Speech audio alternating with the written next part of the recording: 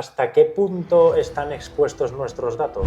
Es decir, estamos extremadamente expuestos. Ahora mismo, a día de hoy, si te tengo que decir qué datos tienes que asumir que están en la web, son las... Pero mira, precisamente, Bridge Forums es un foro cuyo único objetivo es vender, vamos, tiene algún otro, pero por el que es archiconocido es por vender y comprar datos privados. Cada día hay un nuevo post solo de España. ¿Kellogg's? Sí. ¿El de los cereales? Sí. Pues le robaron todos los datos de recursos humanos, de las nóminas, donde vivía, número de seguridad social, absolutamente todo. Hay grupos reconocidos de Sí. este. Con nombre. Se les dice APTs, Advanced Persistent Threat, que en una gran parte están contratados por gobiernos. ¿Qué podemos hacer si nos han hackeado? ¿Es tan seguro Apple como nos venden? Desgraciadamente, y muy a mi pesar, pienso que hay a día de hoy, haciendo las prácticas que hacen, malas prácticas de seguridad, es más seguro. Pues muy buenas tardes, Miguel. Bienvenido al programa. Gracias. ¿Qué tal? ¿Cómo estás? Pues bien. Vamos Tranquilo. a hablar, por ahora. Por ahora, sí. A ver qué me dices y a lo mejor no te sé ni contestar. Vamos a hablar de un tema que está a la orden del día, porque a medida que explotan las redes sociales, Internet, es algo que va, yo creo que cogido de la mano de las buenas noticias del Internet, la ciberseguridad también va muy de la mano con ello. Y la primera pregunta que le hacemos a todos los invitados: ¿quién es Miguel de Cyberforce? Pues soy yo. Hola. Yo soy... O sea, hace poco me preguntaron lo mismo y lo único que dije es: yo soy un friki de la ciberseguridad. Pero absoluto. O sea, fíjate cómo fue todo. Al principio yo sabía que me quería dedicar a la informática y sabía por Matrix, por la peli de Matrix, que quería hacer temas de ciberseguridad. Así que lo único que puedo decir es friki absoluto de la ciberseguridad.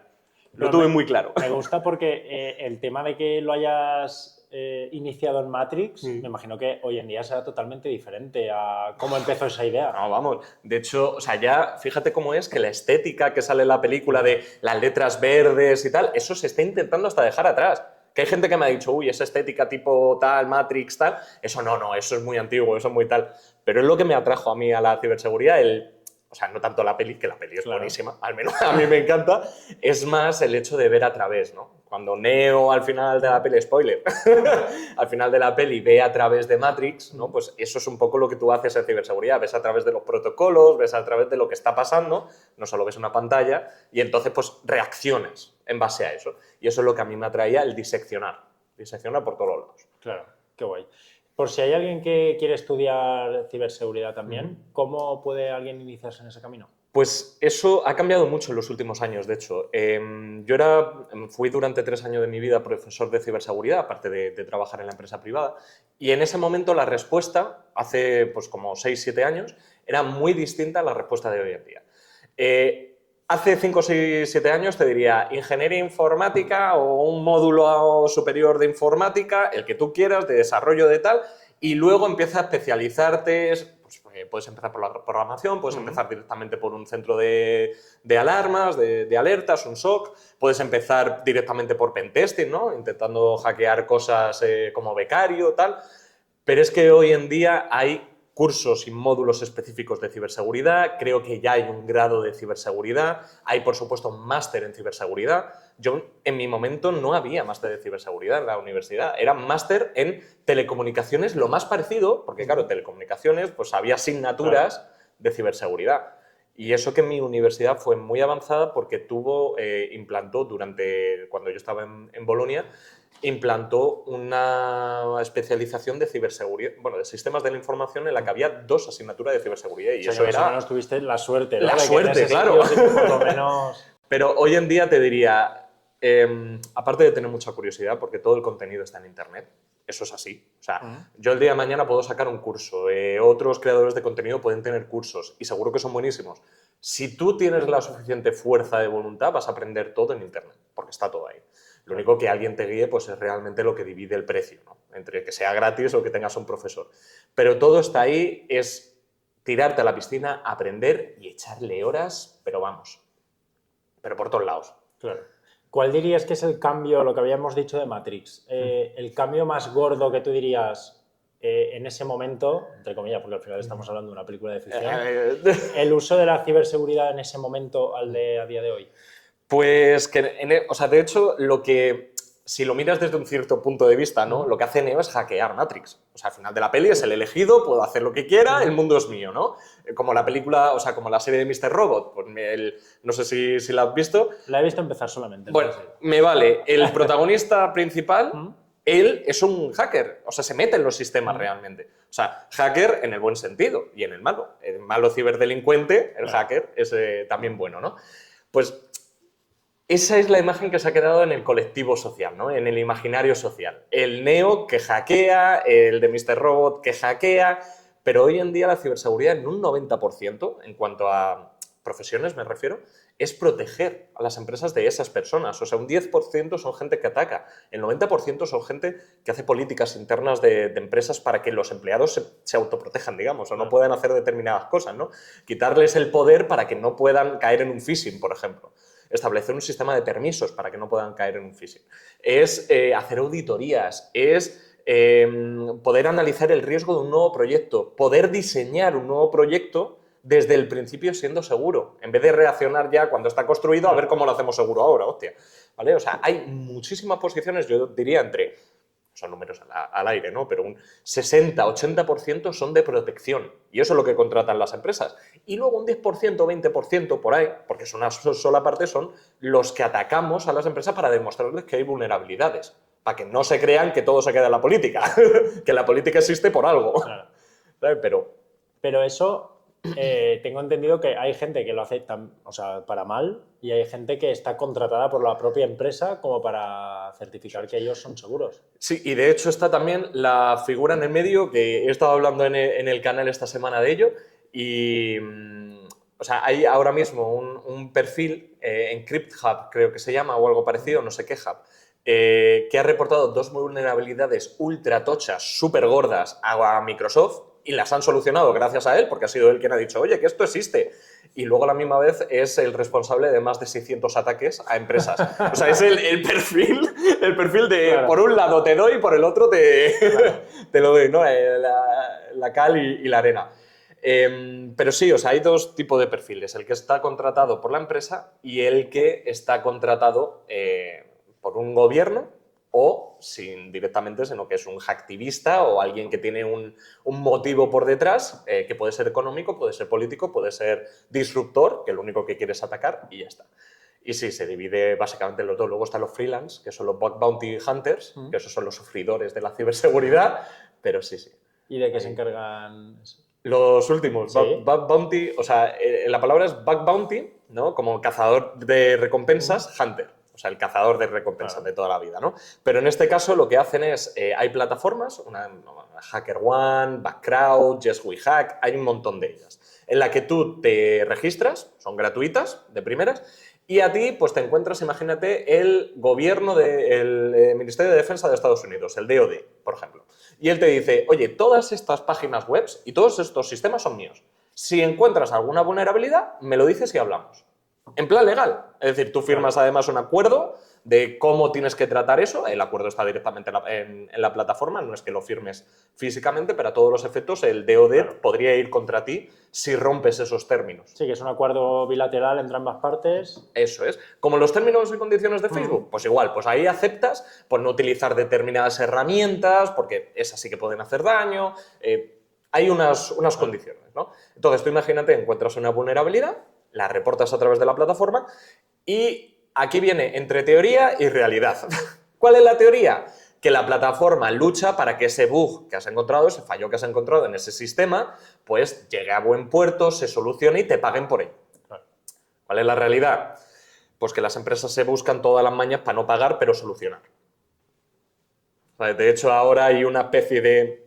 que ya en el canal en las últimas semanas hemos visto un par de casos o 3 en los que un investigador se tira muchas horas hasta que encuentra una vulnerabilidad más o menos gorda, a lo mejor no estamos hablando de muy crítica, pero alta, media alta, una cosa así, un 7 y pico de CVSS, que es como valoramos nosotros la criticidad de una vulnerabilidad, y le ponen, reporta la vulnerabilidad y de repente a los 20 minutos, media hora o una hora, cuando la empresa ha visto el informe, ponen en no disponible la página web 404.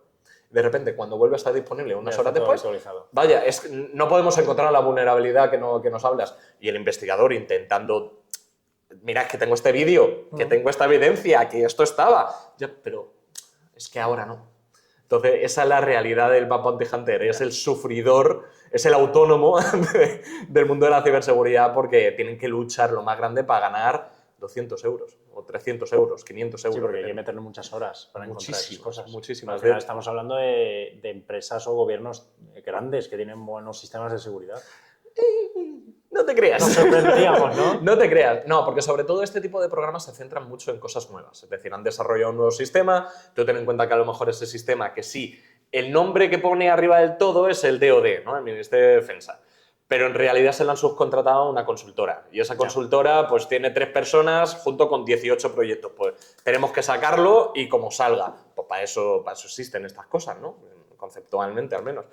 Pero es verdad que es un mundillo, es un submundo. A mí me encanta. Me tiré 2 años intentando hacer un make a living, ¿no? Es decir, intentando dedicarme a ello. No lo conseguí. O sea, gané dinero, no lo suficiente para mantenerme ni de lejos, de hecho. ¿Encontrabas muchas vulnerabilidades? No muchas. O sea, con las horas que le metía, que a lo mejor le metía 10, 12 horas al día, eso sí, lo que sí que te llevas y eso sí que es impepinable. Y por eso yo se lo recomiendo a todo el mundo que empieza o que está ya en la ciberseguridad, que no lo hagas por el dinero, sino por el conocimiento. Porque como cada sistema, cada empresa, cada tal es de su madre y de su padre, aprendes lo más grande. Y claro, como estás persiguiendo el dinero, y es como si no encuentro nada, no cobro. Es un aliciente, es como una zanahoria delante del burro. O sea, yo al menos me sentía así. Pero fue una época en la que aprendí muchísimo. Obligado, a marchas forzadas. Claro.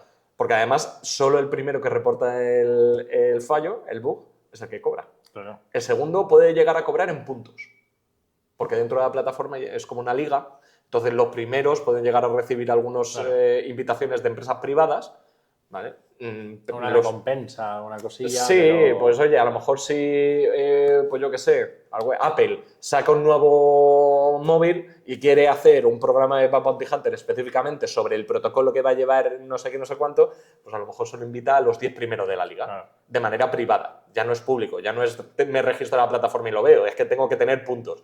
Entonces, también es un poco como enganchar, no te sientas mal porque no cobres, te doy puntos. Es casi como una competición de deporte que estás ahí metido. Es 100%, es 100%. Y la gente de verdad que si lo buscas por internet vas a ver muchos posts hablando de la psicología del bug bounty. Es decir, de cómo te lo tienes que tomar, el tema de estar quemado. Porque te puede obsesionar. No, es que te obsesiona. O sea, yo llegué a estar algo obsesionado compensando, porque yo, además, o sea, soy una persona que intento automatizar todo lo que hago, que lo hemos hablado antes, y yo lo que intentaba, o sea, yo me he llegado a despertar más o menos en mitad de la noche, a las 3 de la mañana, y se me ocurre una idea, e ir al cuaderno, apuntarla y volverme a acostar. Es decir, es que de esta manera, este fallo que he visto que este tío en China ha encontrado, yo lo hubiera encontrado con este programa, pues lo dejo corriendo en mi servidor y a lo mejor en algún momento encuentro algo. A veces encontrabas.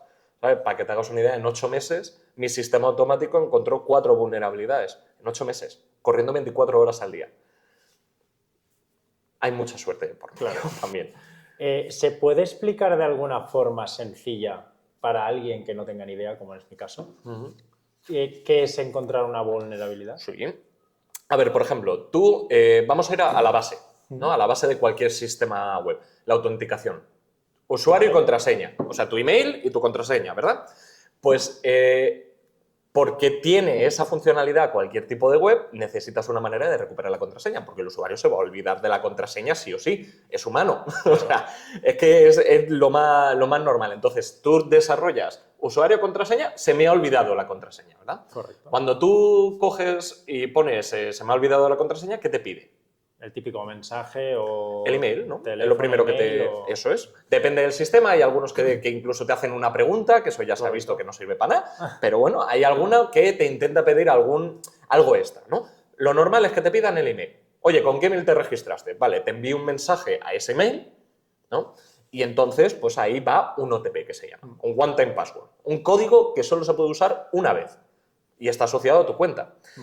Ese código entenderemos que es extremadamente sensible. Si alguien lo coge, puede reiniciar la contraseña de tu cuenta, ¿vale? Pues ahí ya tenemos un riesgo, ¿Vale? Hasta ahí es, por ejemplo, un perfil de riesgos o un arquitecto de seguridad, por ejemplo, de esta funcionalidad la tenemos que diseñar de una manera que sea segura. Ya estamos viendo un riesgo, que es ese código es crítico. Si alguien lo tiene, malo maloso. Porque no... muchas veces también te pone que el mensaje solamente sea 30 segundos o un minuto, cosas así. Por eso, ¿para qué? Para intentar limitar el riesgo, que es muchas veces como pensamos en ciberseguridad. El riesgo está ahí y no lo vas a eliminar, claro. Siempre existe lo que se llama riesgo residual, pero lo intentas limitar. Bien, ¿cuál sería una vulnerabilidad que hace poco pagaron $35.000 al tío que lo encontró en un sistema que se llama GitLab? Pues básicamente que cuando el sistema web y, por supuesto, el servidor asociado recibía ese email, ¿vale? Los datos que se enviaban por un protocolo que se llama HTTP, pero vamos, que se enviaba el email, si tú interceptabas esa llamada en tu propio ordenador, interceptabas esa llamada, o interceptabas la de una víctima, mejor dicho, y ponías 2 emails en vez de 1, los 2 emails recibían el OTP. Y si ponías 4, los 4 los recibían. Y si ponías 10, pues los 10 iban a recibir la misma contraseña. Claro. Solo con esa contraseña podrías hacer que esa cuenta víctima, pues cambiarle la contraseña y ya es tuya. El escenario de ataque es relativamente difícil porque tienes que estar en el mismo ordenador, entre comillas, que la víctima o en la misma red y no utilizar tal, para cual. Pero es una vulnerabilidad lo suficientemente grave como para decir, vale, te pago $35.000 y la solución. Por supuesto, esto lo sabemos porque una vez que se ha solucionado el problema, sacan el informe de manera pública. ¿Vale? Y por eso sabemos que esto ha ocurrido así, pero a lo mejor lo sabes 8 meses después de que la vulnerabilidad ya estaba ahí. Claro. Y esta es relativamente sencilla. Luego hay vulnerabilidades, a esto se le llaman vulnerabilidades de tipo business logic, es decir, de la lógica de la propia aplicación, porque no estás atacando una tecnología, estás atacando a la manera en la que... En la que funciona el ser humano a la hora de... Claro. Pero luego hay vulnerabilidades de tipo técnicas, es decir, atacando directamente a cómo la tecnología funciona. O sea, el cross-site scripting, por ejemplo, es el típico tópico o SQL injection que atacan a cómo funciona la base de datos. O ataca, en caso de cross-site scripting, cómo funciona la página web, lo que se te muestra en el navegador. Entonces, hay tantísimo, esto es un mundo, es decir, y por eso llega a obsesionar, porque nunca vas a poder saber todo lo que puedes llegar a buscar, pero eso sí, cuanto más sepas, más puedes buscar. Más vas cerrando el círculo, ¿no? Pero nunca lo vas a cerrar. Y ese es el problema, que siempre vas a tener la sensación de que otro va a saber más, y siempre va a ser realidad, también te digo. Claro. ¿Hay alguien que en esas cosas sea ejemplo, sea top, me imagino a nivel mundial? Tenemos a gente española muy buena, de hecho. De Jurado, ese es su nombre de usuario, lo podéis buscar. Es un chico que a día de hoy le he perdido la pista, la verdad. Hace como 3 años o 4 hablé por él por Instagram cuando estaba tan metido en esto pidiéndole consejos de, oye, tío, ¿tú cómo lo haces? Pero el tío es un crack. Cuando le hablé por Telegram, el tío era un amor. O sea, el tío me intentó ayudar, me intentó explicar, me intentó tal. Y al final lo que me quería decir era, oye, que esto es consistencia, no te desesperes, parece que estás en el buen camino, síguelo intentando y hazte experto más en este lado, en este lado, en este lado. Y al final es, pues eso, tesón. Claro. Trabajo y más trabajo. Claro. Y ya está. Pero bueno. Te quería hacer una pregunta que sí que es verdad que es una pregunta como muy general, pero yo creo que con el tema de la ciberseguridad, del hacking, etcétera, la inteligencia artificial que vemos ahora, pues es muy chula. Que es que, ¿cómo ves tú ahora mismo la sociedad actual? A nivel tecnología, si va mejor, si va peor, si hay que tener cuidado, si vamos bien encaminados, ¿cómo lo ves tú? Voy a enfocar la pregunta desde un punto de vista tecnológico y de ciberseguridad, porque como no pongamos a hablar de otra cosa, ya peto. Como está el mundo ya, como para petar. Tecnológicamente hablando, se están haciendo muchos avances en que, por ejemplo, si miramos la figura de un programador, que es el que más libertad tiene para programar un sistema vulnerable o que es probable que introduzca vulnerabilidades en su código, tenemos 2 cosas, las 2 caras de la moneda. Por un lado, tenemos a los sistemas, las tecnologías de ahora que cada vez protegen más de manera nativa, sin que el programador tenga que hacer nada, que determinadas vulnerabilidades no se puedan producir. O sea, ya la tecnología está hecha, no se puede. O sea, aunque lo quiera hacer, a ver, el programador tiene que hacer una barbaridad para que eso sea posible. Donde antes, con 15 minutos de un programador, a lo mejor ya había introducido el pobre mío una vulnerabilidad. Eso por un lado. Entonces, las tecnologías van avanzando, hay tecnologías como Spring, por ejemplo, que ya lleva unos años y hay muchos que son seguros en cuanto a una inyección a la base de datos. Hay cosas ya muy, muy preparaditas, ¿no? Pero luego está la otra vertiente que es la inteligencia artificial. La inteligencia artificial, una de las cosas que nos estamos dando cuenta, que a lo mejor meto la gamba, pero creo que ahora se está llevando el término vibe coding. V-I-B-E coding. Que es como, yo no sé programar, me dejo llevar por la inteligencia artificial y voy programando, porque ella me dice lo que tengo que ir poniendo, así que yo no necesito saber de programar, ¿verdad? O sea, yo como mucho tengo que saber cómo encender el ordenador, la pantalla y tirando para adelante. Pues eso se está viendo que la inteligencia artificial está metiendo unas gambas impresionantes. ¿Pero por qué? Porque la inteligencia artificial se ha entrenado directamente con fallos. Claro, sí. O sea, el código que está en Internet tiene fallos de por sí. O sea, hay muchos que son seguros y muchos que no son seguros. Entonces, se está viendo que hay mucho código generado por la inteligencia artificial que se está llevando directamente a sistemas en producción, que se llama, que es ya sistemas que dan servicio al cliente, con vulnerabilidades. Un poco regulinchi, ¿no? Claro, claro. Entonces, bueno, está ahí las dos vertientes que no se sabe muy bien por dónde va a ir. Claro. Yo asumo que el tema de la inteligencia artificial, poco a poco, ahora que estamos ya en la época, además, que ya se ha visto, hace poco liberaron el nuevo modelo de inteligencia artificial de Meta, la Mach 4. Bueno, no, creo que no lo han liberado, pero están a punto. Depende de cuándo se emita el vídeo. Pero ya se ha visto que por tener más parámetros, que se les llama, no significa que sea más potente, no es mejor. De hecho, la gente la ha empezado a probar y ha dicho que es una absoluta basura, ¿sabes? Comparado con lo que hay.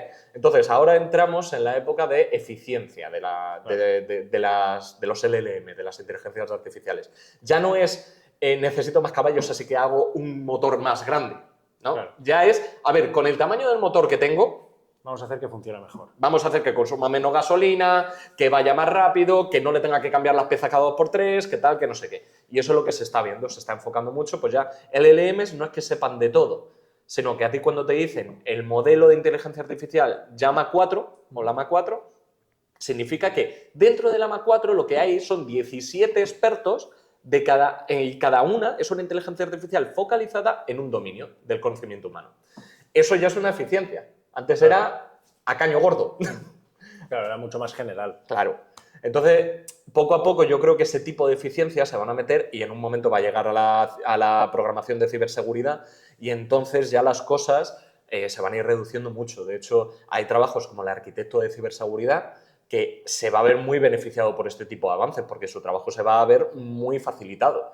Porque ya el programador, esas sugerencias que le va a hacer la inteligencia artificial van a venir con cierto conocimiento de vamos a hacer las cosas bien. Claro. Que a día de hoy no es así. A día de hoy no es así. De hecho, hay un caso que bueno, en Twitter, de un tío que creó un SaaS, una empresa, vamos, una página web que daba servicios, ¿vale? No sé qué servicio era, yo solo me leí el hilo y ya está. Que el tío empezó a decir lo que ganaba, que él no sabía programar, que lo había hecho en cuestión de 48 horas, que tal, y empezó a poner un montón de tweets. No sé si conocerás Twitter, pero la red social más sana a lo mejor no es. Es el lado más oscuro de las redes sociales. Pues ¿qué hicieron gente que sí que sabe? Empezaron a atacar. Claro. Se saltaron, tenía un servicio de suscripción para pagar, claro. El servicio que tenía se lo empezaron a saltar. Le empezaron a hacer que los costes recurrentes de procesamiento de su ordenador fueran tan altos que tuviera que apagar el servidor. Le empezaron a hacer un montón de cosas. ¿Por qué? Porque el tío había enseñado demasiado. Y no solo eso, sino que se había dejado de llevar tanto por la inteligencia artificial sin pensar, sin pararse realmente si esto que me está diciendo tiene sentido o no, que al final pues introdujo tantas vulnerabilidades que el tío tuvo que chapar. Chapó la empresa y dice que ya no va a volver a publicar nada. Vale, bueno, lección aprendida. Exacto. Me gusta que hayas sacado ese tema porque ahora iba a pasar a preguntarte un poco por tema a nivel usuario, como puedo ser yo, bueno, puede ser tú también, pero tú tienes un poco más idea. ¿Hasta qué punto están expuestos nuestros datos? Porque creo que es un tema que también se habla mucho de lo que aceptas en los términos y las condiciones, que si noticias que vemos por ahí de se han filtrado nombres, apellidos, teléfonos, etcétera, porque han hackeado una web, tal. ¿Hasta qué punto tenemos ese peligro nosotros? Te devuelvo la pregunta. ¿Tú qué piensas? Es decir, sin yo decirte absolutamente nada, ¿tú qué piensas? ¿Que estamos muy expuestos o que estamos poco expuestos? A ver, yo creo que estamos muy expuestos, pero también creo que automáticamente, poco a poco, es lo que tú comentas, hay ya algunas tecnologías que van cerrando ciertos parámetros de seguridad que poco a poco se van mejorando, digo yo. A ver, ahora mismo estoy de acuerdo contigo. Es decir, estamos extremadamente expuestos, ¿vale? En el momento en el que estamos grabando esto, la lista Robinson, que es la lista de Justo lo tal, vi. claro, pues ha sido robada de, parece, uno de los proveedores, ¿vale? Que lo único parece que lo que se ha exfiltrado es nombre, no sé si el DNI, tu apellido y tal, pero contraseñas, usuarios y tal, parece que no. Parece. Que luego de ahí a la realidad ya es otra cosa, porque se estaba vendiendo en Bridge Forums, que es un foro de desfiltración de datos en el que se venden los datos privados, ¿vale? Pero mira, precisamente, Bridge Forums es un foro cuyo único objetivo es vender, vamos, tiene algún otro, pero por el que es archiconocido es por vender y comprar datos privados. Cada día hay un nuevo post solo de España, pero es que en el mundo hay 200, 300. Entonces, ya sea exfiltraciones porque un grupo de hacking, un grupo de ciberdelincuentes, que no estoy comparando hacking con ciberdelincuentes, que ya me veo venir, ¿eh? Un grupo de ciberdelincuentes haya hackeado una empresa, se haya metido hasta la cocina y haya robado todo lo que tenían los servidores, entonces lo venden luego, o bien porque ha sido un descuido de una empresa y ha llegado uno y ha dicho, mira, esto está aquí, ya está.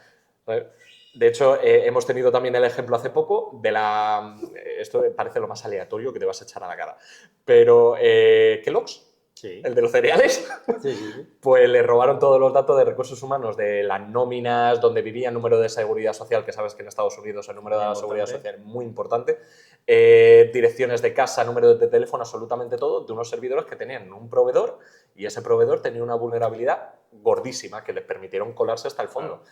Eso no es una mala configuración, es que la tecnología que estaban usando, pues por lo que sea, pues tenía una vulnerabilidad, que es algo totalmente entendible. Es decir, claro, las cosas tienen. Y luego están pues, los despistes.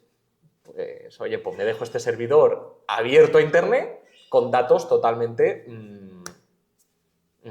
privados. Sí, privados. Entonces, claro, hace poco también tuvimos lo de hackeo de la DGT, con un montón de datos. Entonces, o sea, hay un montón de noticias constantemente. Ahora mismo, a día de hoy, si te tengo que decir qué datos tienes que asumir que están en la web, son las cuentas más antiguas, ¿vale? Que hay páginas como Have I Been Pwned, que está en Internet, que puedes verificar si tu email está en alguna exfiltración o tal. Si tienes algún servicio de antivirus, también te lo va a decir si tu email está en alguna exfiltración y tus contraseñas también.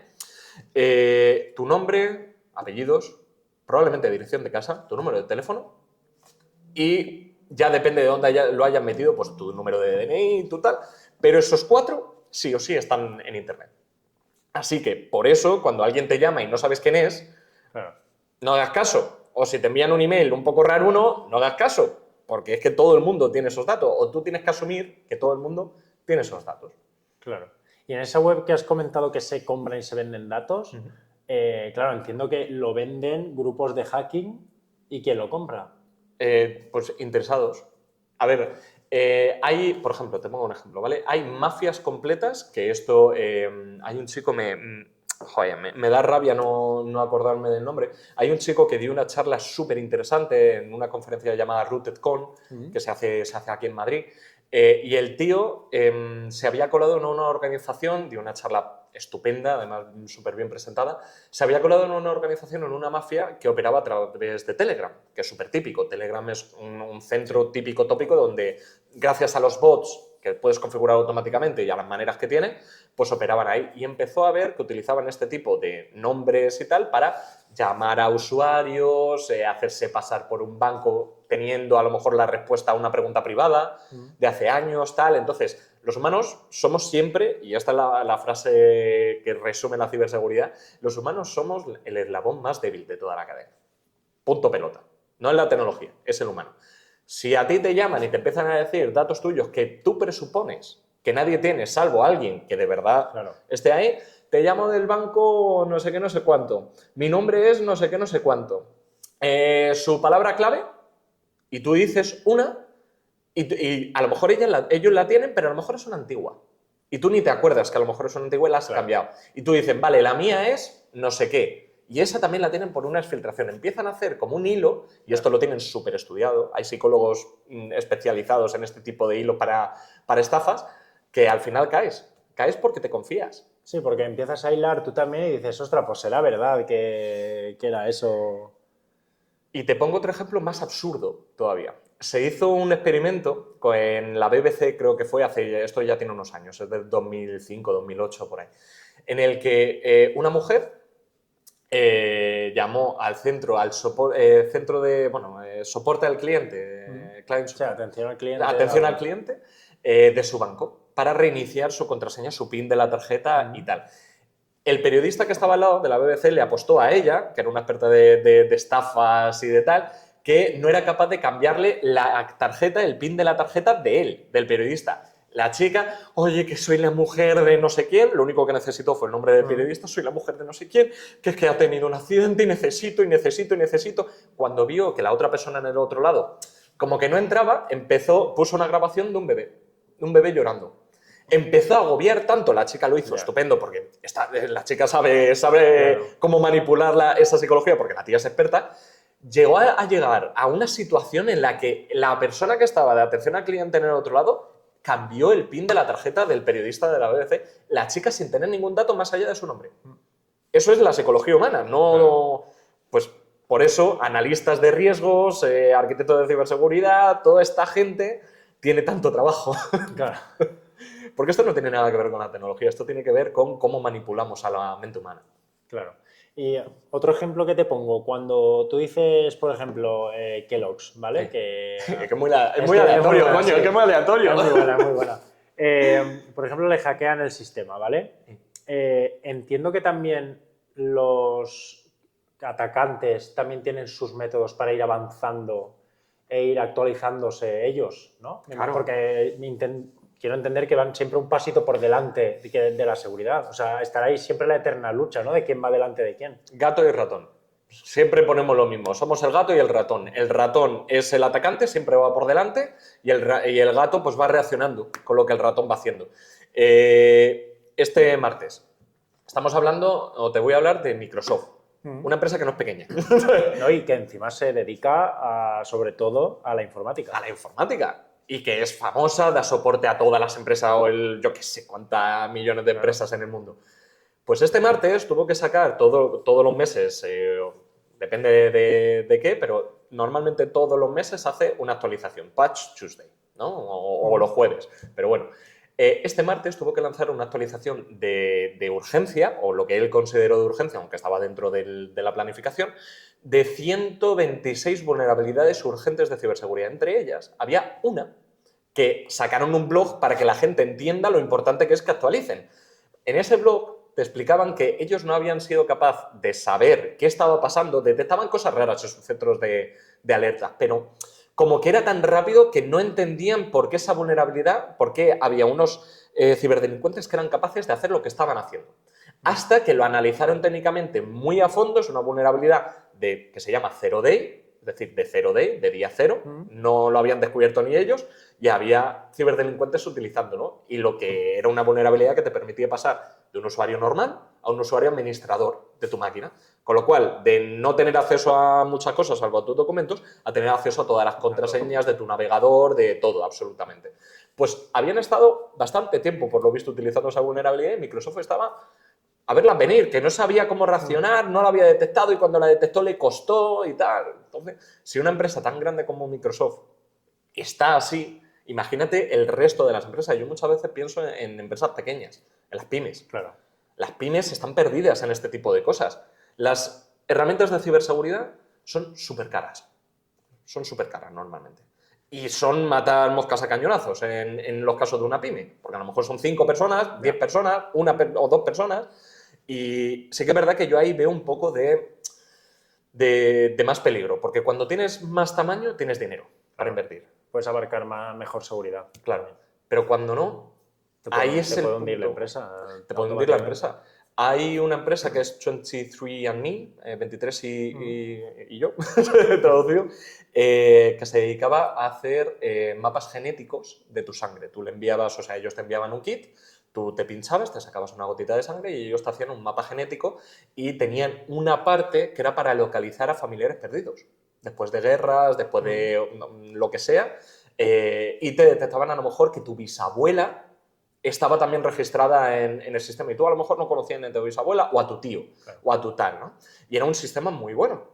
Les entró un ransomware, les entró un malware, un virus que se les metió hasta la cocina, le cifraron los datos, fue, no sé si fue en 2018, 2020, por ahí, más o menos, hace relativamente poco, y no han podido levantar la cabeza, porque la gente no ha vuelto a confiar en ellos. Claro. Se hizo tan viral ese ataque, porque los datos genéticos de tu persona, de tu cuerpo, que eso no lo puedes cambiar, no es una contraseña, claro, es tu biometría, que se llama, que es el factor de autenticación más crítico que tenemos, porque en toda tu vida no va a cambiar, salvo cuando eres pequeño, que la gente no volvió a confiar en ellos y ahora están en concurso de acreedores y vendiendo para que alguna empresa grande les compre, después de un ciberataque, y no han podido recuperar la confianza pública. Eso en una empresa que de por sí tenía mucho dinero. Lo que pasa es que no centró muy bien el tiro en el tema de la ciberseguridad. Tú imagínate un bufete de abogados, de 4 abogados, que sí, no sea muy grande. Sí, sí. O administradores de fincas, que a lo mejor son 2 personas. O yo qué sé, o un restaurante, o un tal. De repente cierra la caja, no puede utilizar el ordenador durante 4 semanas, hacer todo a notita. Vale, ahí todavía el bufete de abogados, si tiene todos los ficheros en un disco duro o tal, y le dicen o me pagas 60.000 euros o no te dejo entrar a tus datos. Sí, o a lo mejor una empresa que vende por internet o una tienda de ropa que vende online o cosas así. De esos casos ha habido así. Yo, de hecho, en un futuro quiero centrarme más en este tipo de personas que son, o sea, que yo creo que todos más o menos entendemos o tenemos a alguien cercano lo que cuesta ser autónomo, levantar una empresa, todo el esfuerzo que requiere, y que una cosa de estas se te meta, te puede hundir el trabajo de años. Sí, sí, totalmente. Totalmente. Qué triste nos hemos puesto. Sí, hay momentos intensos, ¿eh? Yo muchas veces lo he pensado en empresas que evidentemente son mucho más grandes, pero empresas que tienen mucho riesgo, como pueden ser bancos o pueden ser, bueno, gobiernos o, por ejemplo, PayPal, cosas así, que al final los datos que tienen ya no son solo nombre, apellidos y DNI, sino que te pueden hacer un destrozo de la leche. Eso es como esas empresas tan potentes que tienen unos datos tan complicados, ¿cómo se protegen bien de los ataques? Porque entiendo que son empresas que reciben ataques a diario y me imagino que de grupos bastante tochos. Sí, sí, de hecho, lo normal es que una empresa, o sea, el centro de alertas de ciberseguridad de una empresa se llama SOC, Security Center, vamos, ahora no me sale la O, pero es un SOC. ¿Vale? Un SOC es 60 personas en una sala, depende del tamaño, a lo mejor hay 10, a lo mejor hay 200, cada una con su pantallita viendo alertas. Viendo alertas, a ver qué pasa, a ver si tal, intentando hacer, o sea, clasificando las alertas, falsos positivos, falsos negativos, que son lo más tal, si esto tiene mucha importancia, si no tiene mucha importancia, si tal. Todo ese SOC, todo ese centro bebe de todos los servidores y de todos los dispositivos, también de empleados, de la empresa. Si una empresa tiene 1000 empleados, cada empleado tiene un ordenador, cada 10 empleados hay un proyecto con un servidor distinto, empieza ya la complejidad. Muchas alertas, mucho tal, mucho cual, mucho no sé qué. Entonces, eso es muy complejo. Pero es que desde hace ya unos cuantos añitos hay muchas legalidades, hay muchas leyes que implican que si tú tratas determinados datos, necesitas tener un nivel de seguridad. Y por eso se hacen auditorías. Y por eso hay auditores contratados por los bancos y por empresas grandes, ¿sabes? Internos. Y por eso también tienen un SOC interno. Y por eso tienen también un centro de pentesting, ¿no? De hacking interno. Todo para asegurarse que no va a pasar nada. Claro. Siempre puede pasar algo. Y esto es algo que tenemos que tener muy claro. Es decir, siempre puede pasar algo. Tú puedes haberte gastado 10.000 millones de trillones de euros que se te pueden meter. Por esto que digo, por un 0D. Pero eso no significa que no intentes lo mejor que puedas. Ese es el nivel al que tenemos que llegar. ¿Hay algún ataque que sea lo más común, que sea lo más habitual que se intente en las empresas grandes? Lo normal es el tema del phishing. Es la forma más fácil de entrar Eso hasta nosotros lo recibimos muchos emails que le tenemos que dar al botón a reportar. Sí. Claro, esos son ejercicios. Claro, pues, intentar entrenarte, ¿sabes? Pero es verdad que el phishing es la manera más habitual y más fácil de colarte en una empresa. Porque cualquier otra cosa es ya pues intentar, a ver, hay vulnerabilidades de Fortinet, de determinados firewalls, ¿no? De determinados sistemas tecnológicos, pero es que engañar a un humano es más fácil, muchas veces. Claro.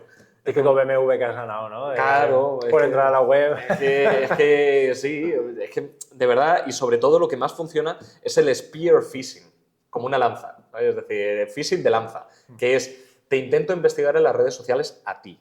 Te intento ver a ver si tienes mujer, marido, si tienes tal, si tienes hijos, si tú eres de Valencia, tú eres de no sé qué, tú eres de Cataluña, tu familia tienes tendencia de no sé qué, tu pareja se llama no sé cuánto. Intento recoger todos esos datos para lo que hemos hablado antes, de intentar construir un relato que sea específico para ti y que funcione mejor. Y ahí sí que entenderás que las inteligencias artificiales van a ayudar mucho en hacer esos ataques. Hace poco... te diría que ahora ya no tanto, porque me imagino que eso va un poco por temporadas, pero recuerdo recibir un montón, pero un montón de SMS de banco haciéndose pasar por típico BBVA, te dice no sé qué, no sé cuántos. Pero yo creo que le pasaba a casi todo a mi alrededor, un montón. Y a la vez también recibían notificaciones del propio banco diciendo, oye, no. por favor, tener en cuenta que nosotros nunca te vamos a pedir datos, tal cual. Eso es. Y sí. O sea, en general la norma que tenemos que seguir es si ves un email con un link, no lo pulses. Si ves un SMS con un link, no lo pulses. Si ves un póster con un link, no lo pulses. Me vale igual el QR. No cojas un QR con una cámara que esté ahí colgada en mitad de la nada. No lo hagas. Tú, si te envían un email y te dicen accede corriendo a tu cuenta privada de banco pulsando aquí, tú no pulsas. Tú vas, abres el navegador por tu cuenta y accedes al banco, pero por tu cuenta, no pulsando. Es que eso paguería. Claro. Es un paso más, simplemente. Es decir, en vez de darle al link del SMS o del email, abres un navegador y te vas a tu banco. Ya está. Pruebas. Ya está. Ahí, si el banco te tenía que decir algo, aparecerá en la parte de notificaciones. Ya está, claro. Sencillo. Pero no se pulsan links, ni se descargan nada que venga de emails, ni de SMS, por supuesto, aunque mucho menos tal. Creo que eso que era Security Observation Center. Creo. Seguías ahí dándole a la voz. Sí, y a lo mejor me equivoco, pero creo que era eso. Claro. El tema de los links, a lo mejor hay un poco de todo, pero solo con darle ya estás jodido, no. o a lo mejor es darle, después meter tus datos, etcétera, etcétera. Esto lo he hablado alguna vez en el canal. Nunca hay que mirar mal a una persona que te dice no, si yo lo único que he hecho ha sido descomprimir un zip y ya me hackearon. Hay una vulnerabilidad de hace un mes que era precisamente eso, solo con descomprimir, sin ejecutar lo que fuera dentro. A lo mejor dentro había un virus, un .exe, que le tenías que dar doble clic y era el virus. Pues había una vulnerabilidad en el que, bueno, pues entre Windows y WinRAR, si solo con extraer ya se podía ejecutar determinado código, ¿vale? Son los menos casos, es decir, son vulnerabilidades que yo saco en el canal y tal porque son vistosas, porque es, joder, es que no tengo que pulsar en el programa, digamos, en el virus, es decir, no tengo que instalarlo, ¿no? Sí, es una cosa a lo mejor incluso habitual que puedes hacer en tu día a día, dependiendo de tu rutina. Pero lo normal es que cuando te envían una URL pueden pasar muchas cosas, ¿vale? Lo normal es que sean dos, una de dos, vamos. Una, que se te descargue un fichero. Ahí entonces lo que tienes que hacer es no pulsarle, no abrirlo, no darle a abrir con, no darle absolutamente nada, borrarlo y olvidarte de ello, salir de la página y quemar el ordenador. Y luego está la otra, que es que te lleva a una página de phishing. Es decir, que te lleva a una página en la que realmente te intenten estafar o sea, quitándote datos o haciendo que introduzcas determinados datos privados como usuario, contraseña o lo que sea, ¿vale? En cualquiera de los dos casos, siempre el origen ha sido pulsar un link. Por lo tanto, no lo pulses. Acabamos con las raíces. No se pulsan links. Y ya está. ¿Eso significa, Miguel, que estoy súper seguro? No. Siempre pueden pasar cosas, repito. Claro. De hecho, a mí me llegó ayer, creo que fue ayer, un SMS de Netflix que mi cuenta se iba a bloquear, que por favor le diese el link para... Que pulses. Claro, que pulses el link para reactivarla y no sé qué historia. A ver, ese tipo de estafas las quiero empezar a cubrir en el canal, para que la gente lo vea, ¿sabes? Porque yo te puedo decir misa, ¿vale? Y tú a lo mejor me entiendes porque eres un chico joven y tal, pero yo siempre pongo el ejemplo de una potencial abuela Greta. No, yo siempre lo pienso, ¿eh? Y muchas veces hablo con mis padres por WhatsApp y le digo, oye, que sepáis que están mandando esto porque, vale, yo lo entiendo, pero ellos les mandan algo del banco, Claro. A lo mejor no cuela, pero justamente ese día han ido a ingresar 100 euros al banco y de repente reciben un SMS y dicen, ostras, pues a ver si no lo he hecho bien o lo que sea, no sé cuántos, pues te entra el miedo, a lo mejor le das, Claro. porque no te fías. Y ese es el problema de la ciberseguridad, ¿no? Es decir, que el ciberatacante, el ciberdelincuente, solo necesita ser exitoso una vez. Solo necesita una vez meterse hasta la cocina de tu ordenador, de tu banco, de lo que sea. Tú necesitas estar atento todas las veces de tu vida, durante todo lo que reste. Claro. ¿Sabes? También te digo que esto va un poco también en cuanto a educación. Las nuevas generaciones están mucho más concienciadas. Claro. Esto es, pues eso, o sea, la gente que se ha criado en sol, en Navidad, entiende que el bolso y las riñoneras y tal las tienes que tener así. Claro. La gente que viene de fuera, a lo mejor, de un pueblo de Gran Bretaña que solo hay ovejas, pues a lo mejor pues no entiende tanto eso. Y eso es educación, eso no es Claro. que porque tú entiendas o no haya más o menos riesgo de que un carterista te raje el bolso y te robe el móvil, ¿verdad? Pero tú ya tienes esa educación por el entorno que tienes o por lo que sea. Desgraciadamente yo lo que veo es que ahora, vivas donde vivas o te dediques a lo que te dediques en la vida, algo de concienciación empezamos a tener.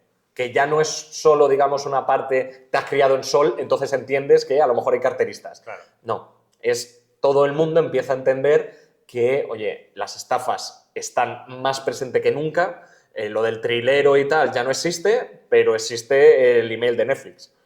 Entonces, va a estar ahí, es que va a estar ahí. Claro. ¿El típico antivirus que tenemos instalado en el ordenador funciona o es...? Es decir, ha habido... Yo como lo veo... Creo que se ha dicho de todo, de esos típicos antivirus. Es que ese es el tema. O sea, a ver, existe el antivirus por defecto de Windows, ¿vale? La gente que estáis viendo el vídeo, que utilice Linux, que se tape los oídos ahora mismo. Esta sección no es para ellos, no para vosotros. Porque vosotros ya vais por otro lado. Pero bueno, todo el mundo que utiliza Windows, que es la mayor parte del mercado, ¿vale? En activo. Tú tienes un antivirus de por sí preinstalado, digamos, o que es parte de Microsoft, que es el Defender, Microsoft Defender. Tú lo puedes desactivar, tiene varios módulos, tú puedes desactivar uno, desactivar otro. Lo normal es que estén todos activos, ¿vale? Es por defecto, normalmente están todos activos, depende de la versión, pero lo normal es que estén activos. Eso, en cierta manera, es como si en vez de una muralla ponemos una red de pesca delante, ¿sabes? Pues, oye, habrá algún pez que caiga, pero la mayoría se va a colar, ¿sabes? Entonces, es un primer corte, digamos. Luego están los antivirus más potentes, que a lo mejor pues ya te puedes comprar tú en una licencia, no voy a nombrar ninguno porque no nos promocionan, así que... pero están los típicos tópicos de toda la vida, ¿vale? El que empieza por N, el que empieza por B, el que empieza por tal. Esos pues te ofrecen normalmente un nivel de seguridad un tanto por encima del Microsoft Defender, ¿vale?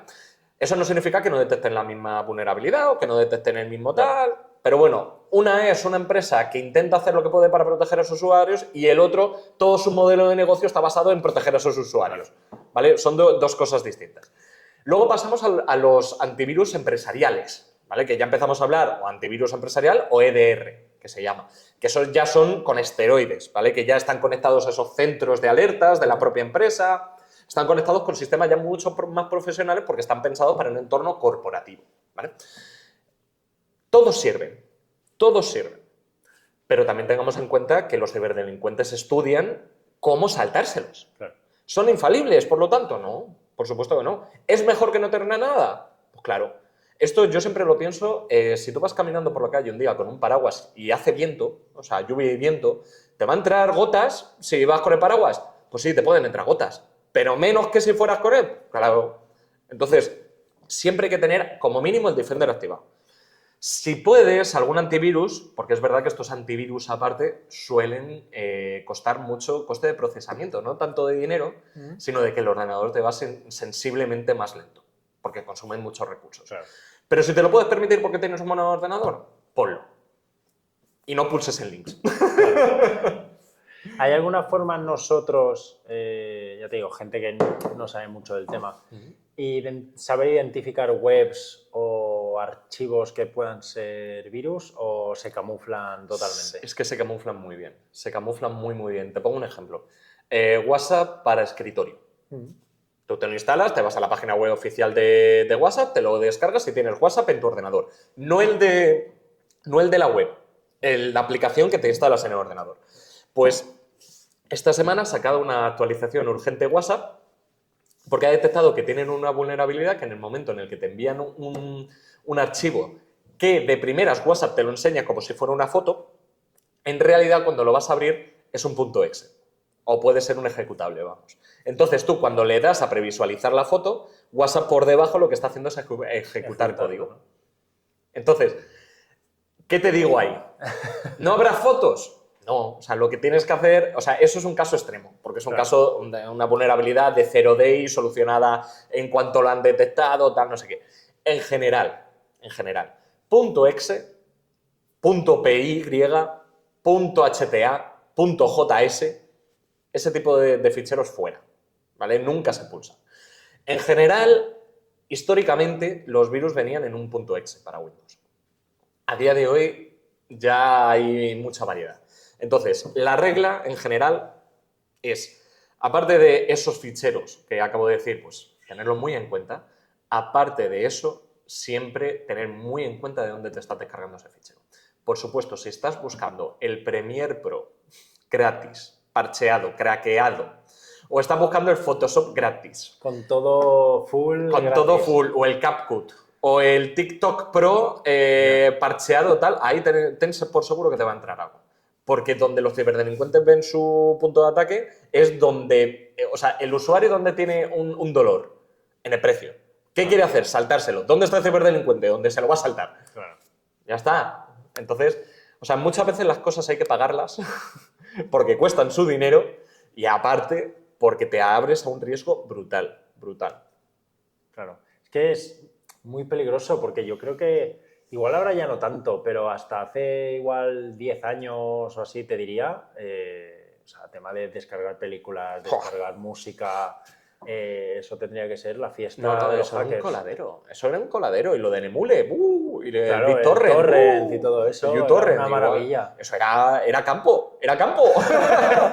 No, es verdad que si miramos a unos años hacia atrás, he tenido la suerte de hablar con compañeros y ver charlas de creadores de contenido que a lo mejor en los años 90, en los años 80, en los años 2000 ya estaban en el mundo del hacking y te hablan de un mundo campo. O sea, esto está todo abierto, aquí yo me meto por esta red telefónica y salgo por aquí y te meto una vulnerabilidad de tal y te robo, no sé qué, y todo campo. Ahora las cosas son mucho más complejas, se ha profesionalizado mucho más el mundo del hacking, por así decirlo, pero sigue habiendo las mismas posibilidades. Claro. Sí. ¿Cómo funcionan las empresas grandes de hacking, las malas? Las malas, a ver, hay grupos reconocidos de Sí, este. con nombre, Lazarus. O sea, hay nombres que, de hecho, se les dice APTs, Advanced Persistent Threat, o sea, amenaza persistente avanzada, ¿vale? APT, y se les da un número, APT37, APT42, APT25, ¿vale? Se le da un nombre, y luego un nombre coloquial, ¿vale? Colossal Panda, o Lazarus, o hay muchos, ¿vale? Esos normalmente se les dice a los grupos de ciberdelincuencia extremadamente organizados que en una gran parte están contratados por gobiernos o por empresas que dan servicio a gobiernos, ¿vale? Empresas de espionaje, empresas para colarse en otras empresas, hacer espionaje corporativo, por ejemplo, robar planos de A, B, C y tirando para adelante. Los chinos son... hace poco me hablaron de un caso de hace ya unos cuantos años que consiguieron robar los planos de un avión, de un caza estadounidense a través de un hackeo, lo robaron y en un año ya tenían el mismo caza los chinos. ¡Qué coincidencia! Vaya. Vaya, vaya, no porque sean chinos en sí, sino porque es algo que se hace de claro. todo el mundo a todo el mundo. Y esto es algo que tenemos que entender. Ahora mismo estamos en mitad de una ciberguerra. Hay un creador de contenido que a mí normalmente lo que dice me gusta bastante, que se llama Cibercapitán, que está muy centrado en las ciberguerras. Y te habla mucho de este APT acaba de hacer esto, acaba de meter un ransomware para allá, para acá, y siempre tenemos noticias, porque siempre Rusia está atacando a Estados Unidos está atacando a no sé dónde y no sé dónde está atacando a tal, China, el norte de Corea, tal, son como actores que están siempre atacándose entre ellos y robándose datos y mucho dinero. Sí, que además ha cambiado. Es que, claro, no, igual no lo imaginamos, pero igual hace 50 años la guerra, la mayoría de las guerras y muchos objetivos de guerras era tenemos que atacar X fuerte y descubrir qué es lo que están planeando o tal. Hoy en día un tío o un tía en su casa, abres el portátil y empieza a teclear y puede desatar el caos. Una barbaridad. De hecho, o sea, muchas veces no es tan fácil, pero porque el objetivo no es ni remotamente fácil. O sea, tú imagínate un escenario de ataque, ¿vale? Nosotros somos un APT. Nos reunimos y decimos, a ver, ¿cuál es el objetivo? El objetivo es entrar al Ministerio de Defensa de Estados Unidos porque están desarrollando un proyecto de nuevos búnkeres antimisiles nucleares y tal, y queremos esos planos, imagínate. Nos reunimos, hay perfiles de todo tipo. Hay psicólogos, estafadores, hay hackers, técnicos, hay gente, solo teleoperadores que van a ejecutar las tácticas que los psicólogos van a estudiar. Tenemos agentes de inteligencia, que son los encargados de encontrar toda la información de nuestros objetivos. Entonces, decimos, vamos a ver, grupo de hacking, vosotros os vais a encargar durante los próximos 10 meses a coger Microsoft Teams, Skype, vais a sacar el código de Skype, por ejemplo, y vais a mirar línea a línea de código, a encontrar alguna vulnerabilidad que nos permita meter. ¿Por qué? Porque sabemos que el Ministerio de Defensa de Estados Unidos utilizan todos Teams o todos utilizan Skype. Vale, venga, nosotros no nos dedicamos a ello. Mientras tanto, el equipo de inteligencia, digamos, pues estará con sus propias tácticas, intentando estafar a alguien para robarle sus usuarios y contraseña y meterse de manera sigilosa al Ministerio de Estados Unidos. Entonces, tenemos dos vías. O bien lo hacemos por una vulnerabilidad, o bien lo hacemos atacando a las personas. Es probable que las personas piquen antes. Claro. Pero los otros, cuando encuentran una vulnerabilidad, se pueden colar hasta la cocina. ¿Vale? Pero a lo mejor se han tirado 10 meses o un año solo investigando eso. ¿Vale? Hay una vulnerabilidad muy famosa, Pegasus, no sé si te sonará. Sí. Pues eso fue de un APT, creo que fue de Israel, a lo mejor me estoy equivocando. Puede ser, sí, creo que sí. Pero creo que era de un APT, específicamente de una empresa de ciberespionaje, aunque ellos venden servicios de ciberseguridad, por supuesto. No, nosotros no vamos a decir lo contrario. Pero se dedicaron durante mucho tiempo a investigar WhatsApp, línea a línea. Y probando todas las combinaciones y haciendo lo que se llama el phishing, que es meter entradas a WhatsApp hasta que algo pete y empezar a investigar por qué ha petado esto. Entonces, son trabajos, los investigadores de ciberseguridad son trabajos muy bonitos, muy dedicados, son ultra expertos en lo suyo, es decir, hay un investigador de ese nivel de ciberseguridad por cada 1.000, 2.000, 3.000 profesionales de ciberseguridad, pero son los que al final ejecutan este tipo de ataques. Claro. Y por eso, de repente, hace poco salió la noticia de que en los sistemas de embalses, sistemas críticos de aviso, ambulancias y tal, en Estados Unidos habían estado bugueados, habían estado comprometidos desde hacía meses y no se habían dado cuenta porque había una vulnerabilidad, les había permitido ir de manera muy sigilosa colándose de servidor a servidor y ahí estaban. Porque además hay una regla, un grupo de estos no se mete y hace un ataque para que le descubran. Claro, no, igual está meses metiéndose poco a poco hasta que llega el objetivo. A lo mejor están quietos. A lo mejor están quietos en un servidor ahí que nadie se acuerda ni siquiera que existe, que en multinacionales esto pasa constantemente. Está ahí en un servidor, en la nube, colado, de vez en cuando, a lo mejor una vez al mes, aparece un documento, lo miran. 2 meses después aparece una nómina. 2 meses después aparece un tío que pone su usuario y contraseña en el ordenador. Ya está. A ver qué podemos hacer con esto. Pero es la paciencia. Ellos tienen tiempo. Los que defendemos no tenemos tiempo. Hay que reaccionar. Claro. ¿Hay algún grupo que sea especialmente conocido? Lazarus. Ese es como el más top. Es uno de los más top. Lo que pasa es que, cada semana, hace como 2 semanas España fuimos Sí, que estábamos en el top 1, ¿no? en el top 1 de ataques recibidos exitosos, además, durante esa semana. Ahora ya hemos perdido la hegemonía. Vaya. Pero, o sea, van cambiando los actores, van cambiando muchísimos actores. Hay uno que ahora mismo que les ha... No sé si es Lazarus, precisamente, lo tendría que mirar. Que el gobierno de Estados Unidos, el FBI, con una coalición con la Guardia Civil Española, la policía italiana, de Europa, varias partes, vamos, junto con el FBI, la CIA, tal, no sé qué, hicieron una macrooperación. Creo que fue Lazarus. Creo que fue. Pero bueno, uno de estos tops. Y les han intentado tirar ya 4 o 5 veces. Se vuelven a levantar.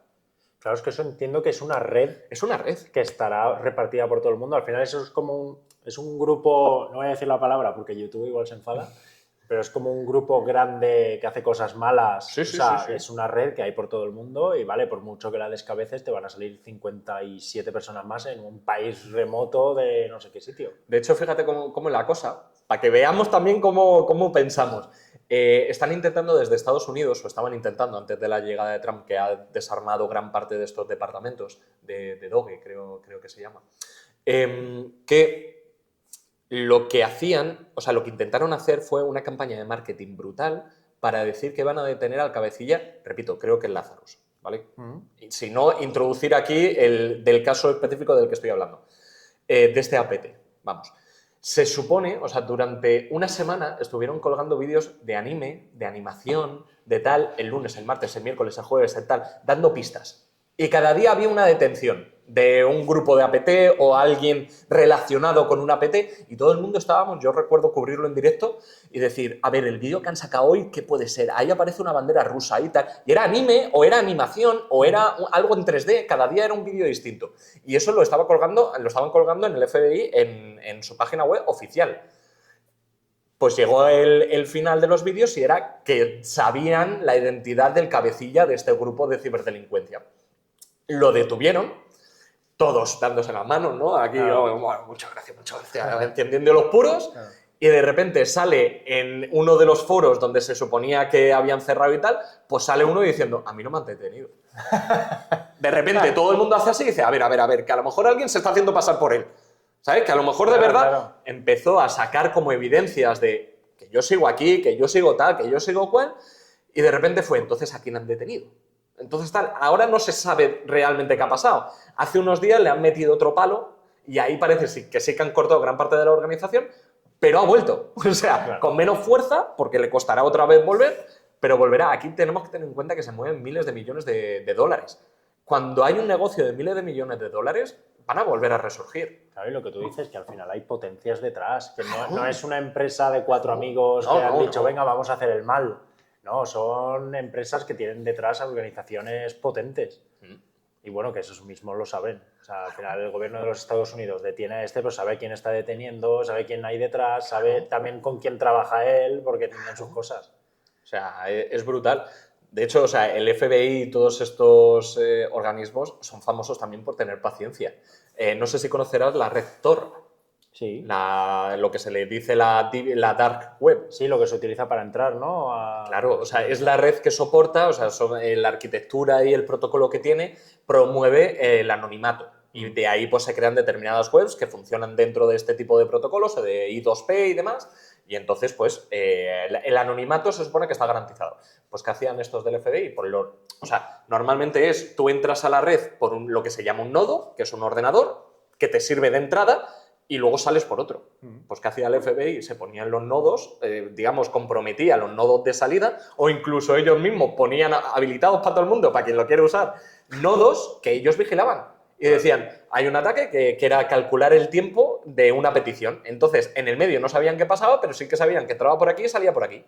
Entonces, si se tiraban el suficiente tiempo estudiando una comunicación, podían llegar a atribuirlo a una IP, a una persona específicamente. Y así detuvieron a más de uno. Ya lo tenían vinculado en donde estaba. Claro. Así empezaron a detener a algunos. No he vuelto a escuchar que lo hayan hecho así. Se ha quedado en el imaginario, ¿eh? Se ha quedado, ya la gente dice, no, pero Tor, cuidado con los nodos de salida, tal, no sé qué.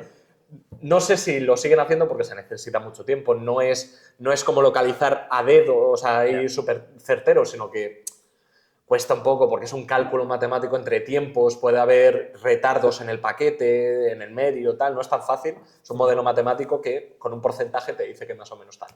Claro. Pero sí. ¿Qué podemos hacer si nos han hackeado? Quemar. Quemar y... Si tienes una hoguera, ahí para allá. Una barbacoa en verano también. No. O sea, lo primero, si tienes a alguien a tu alrededor que sea experto, háblale. ¿Vale? Un informático va a valer más que un cuñado, por así decirlo. Y alguien de ciberseguridad pues, va a saber también más cómo reaccionar, ¿no? En general, los pasos siempre son los mismos. O sea, primero tenemos que ver o que asumir por dónde ha entrado el tema. Es decir, qué te has descargado, qué no te has descargado, qué has hecho y qué no has hecho. ¿Por qué pongo este paso primero? Pues porque hay mucha paranoia. Mucha. Me han entrado, estoy hackeado, llevo meses hackeada o hackeado tal. Es que no sé qué hacer. A ver, para. ¿Qué es lo que estás notando? El ordenador me va más lento. ¿Cuántas cosas te has instalado, hijo mío? Claro, o sea, hay mucha paranoia. Claro. Asumamos que, vale, tenemos la certeza, ¿vale? Y hay alguien que te dice, esto suena muy raro. Venga, tenemos la certeza. Lo primero que tenemos que hacer es clasificar y priorizar, ¿vale? Tú tienes muchísimo, o sea, tenemos que imaginar que tenemos un montón de pelotas dentro de una habitación. Tú vete a por las pelotas más grandes, el que más daño te haría si sigues hackeado. Lo normal es que eso sea o redes sociales o tu cuenta de Gmail, en el caso de Google. Tu cuenta de Apple, en el caso de iPhone, depende de lo que tengas ahí metido, Claro. ¿vale? Siempre tenemos que ir a por las pelotas más grandes. Y sé que es un momento, porque ya lo he vivido en la gente a la que he ayudado a lo largo de mi carrera, sé que es un momento que hay que mantener mucho la cordura. Y es un momento muy fastidiado, porque tú estás, me van a quitar la vida. Pero es que a lo mejor esta situación se te va a alargar un par de semanas por algo que te voy a decir después. Entonces, calma y pensemos. ¿Cómo pensamos? Prioricemos. ¿Cuáles son las pelotas más grandes? Gmail, por ejemplo, porque con Gmail te puedes loguear en muchos otros sitios. Lo de continuar como con Google, pues eso, por ejemplo, si tienen tu cuenta de Gmail pueden acceder a muchos otros sitios. Vale. Google, porque dependen muchas cuentas de él. El banco, porque tu dinero está ahí. Si tienen más cosas, porque tú tienes un negocio online y tu vida depende de ese negocio, eso sería otra pelota grande. Lo que no me vale es que te vayas directamente a Facebook, si no tienes ningún negocio basado en las redes sociales. Una cosa es que cuelguen o te quiten las fotos que tengas en Facebook. Vale, eso no es tanto daño como si te quitan la cuenta del banco o si te quitan la cuenta de Google, y con lo cual te pueden entrar a cualquier lado. Por lo tanto, pelotas grandes.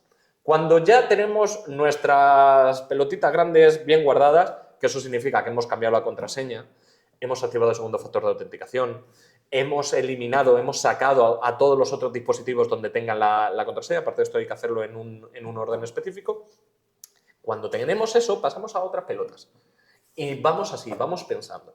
Y lo más probable que pase, porque siempre nos pasa, es que cuando avance el día vas pensando en otra. Hostia, también tenía cuenta aquí y es medio importante. Pues vas corriendo, tú echas a todo el mundo de la sesión, cambias la contraseña, te vas al segundo factor de autenticación.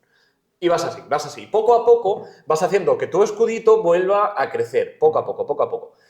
Otras pelotas grandes donde tengas tu tarjeta de crédito metida. Amazon, es algo típico. ¿Vale? Que te hackean la cuenta de Amazon, compran tarjetas de regalo, esas tarjetas de regalo las revenden y ganan dinero. ¿Vale? Es como la estafa típica tópica.